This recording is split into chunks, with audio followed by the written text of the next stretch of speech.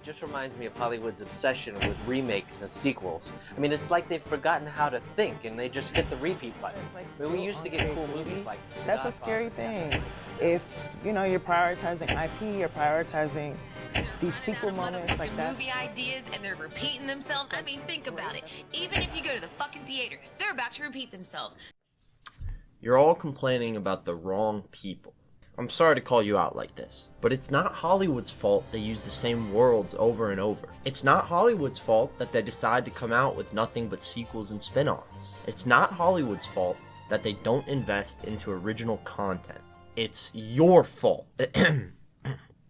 It's your fault, dearest viewer. In the nicest way possible, you don't fucking care about going to see new movies. The only movies you go to are the ones with known IPs. The ones that grab your attention mainly through social media. You little consumer, just taking what the algorithm gives you and eating up those half-assed projects.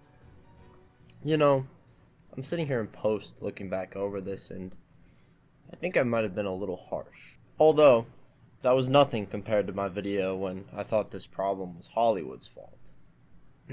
Hollywood, you do not know what the Tom Hanks. You have people in there like... There's no way. Same names and faces, because fuck.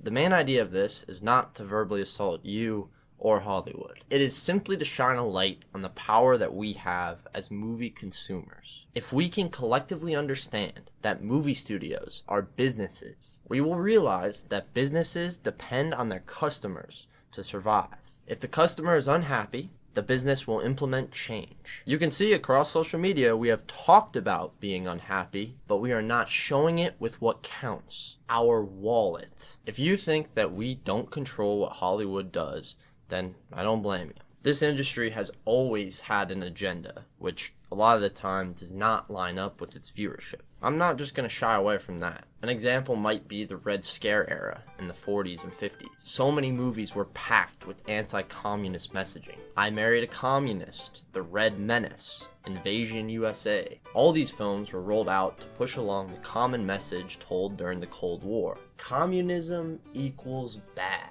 Another example is well into the post 9/11 era. Hollywood leaned into heavy war on terror messaging. Movies like American Sniper, The Lone Survivor, and Zero Dark 30. These all reflected pro-military counter-terrorism narratives that lined up with real-world policies during the 2000s. As you can see, war has been a big reason for Hollywood agendas to form. Although, it's not always fighting that's the catalyst for these narratives. From changes in tech to larger opportunities for certain groups and more parental paranoia, there's constantly something happening in the world that shapes the type of movies we get. The state of the world, however, is not the reason that spin-offs and sequels took over. Again, it's your fault. I'm gonna stop saying that.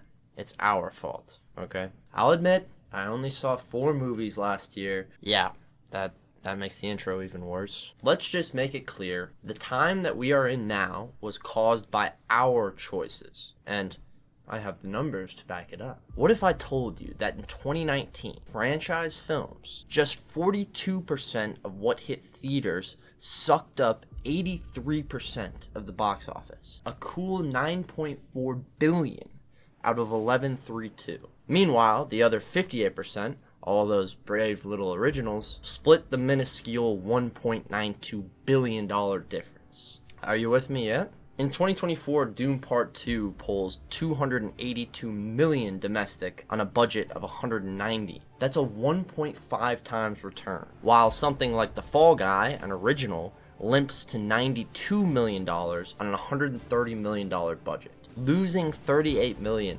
And that's before marketing. Studios see this and think, why risk it? In the last decade, sequels averaged a 3 times return on investment, while originals hovered at 1.2 times. You're not just watching more sequels, you're making them the only math that works. Here we sit looking back at the most recent year. We funneled 86% of 2024's $8.56 billion domestic box office budget to franchises. And even worse, 25% of these were fully original. That got just 14% of the cash. So you see, Hollywood is a business. They will keep leaning into sequels and spin-offs as long as it makes them money. Right now, it does. Hopefully you can see where I'm coming from with all this. For the near future, it seems that we won't see this problem end. These big studios are not shying away from known IPs. They are embracing them. Just look at the 2026 lineup. Shrek 5, Toy Story 5, Avengers Doomsday, Spider-Man 4, Scream 7, Megan 2. The list goes on and on. Most might look at this and feel discouraged. Me, on the other hand, I am excited. Not for the slew of stories set within the same universes, besides Avatar, Fire, and Ash, but for the opportunity we will have as an audience. Remember, we control whether this business has to make a change. By going to less franchise films, we can show Hollywood that they've crossed too far into known IPs. We can cause a shift in the type of content Hollywood will produce, simply by not going to the theater for these types of projects. And we don't have to not see the movies. This is where streaming services are actually an advantage. You can still experience these films just by waiting a few months. I know this will not be easy whatsoever, especially if you use social media for movie news, but it's necessary unless you want to see Toy Story 12 and Shrek 26. It won't hurt seeing this 2026 lineup on streaming. The box office sales are still what's making money in the film industry, not the one-time deal to a streaming service or two. The film industry will listen to the ticket sales, for better or for worse. The idea of this video was not to call anyone out. It's simply to try and wake up many of my fellow moviegoers. Understanding that my opinion maybe won't be enough to make you start change, let me leave you with one reason to at least try out some original films. We have seen independent films take over award season this year. Films like Anora and The Brutalist showcase a way to touch audiences unlike many of the box office dominators. Well, at least they touch the Oscar committee. The beauty of film to me is not seeing a character come back or the hype for a fan service movie. It's not arguing about which version was better or having to change events of a fictional past. It's about how a story sticks with you after you watch it. When you leave a movie looking forward to a character returning or something of the sort, you don't think about what you got out of the time spent in that theater. And if we aren't learning from the art forms around us, we won't become better. Films give us the opportunity to take something and learn from them. When you know the formula for superhero movies or another Disney live adaptation, you don't give yourself the chance to be truly moved.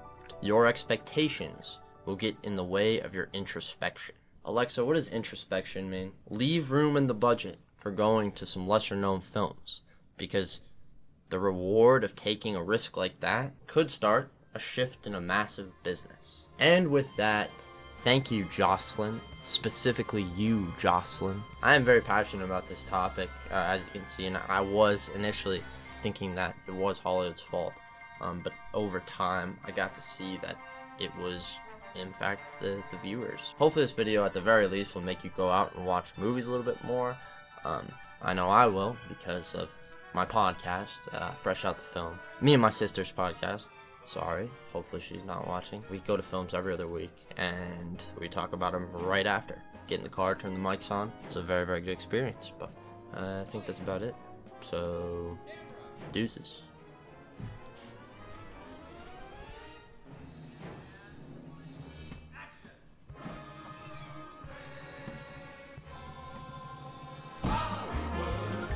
That's Hooey Valley, Hooey Hollywood, where any office boy or young